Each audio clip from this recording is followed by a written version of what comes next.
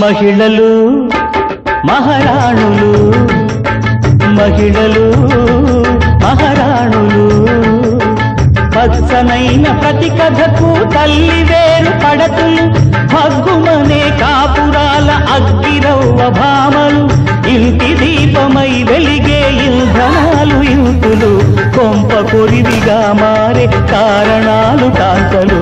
మహిళలు మహారాణులు, మహిళలు మహారాణులు.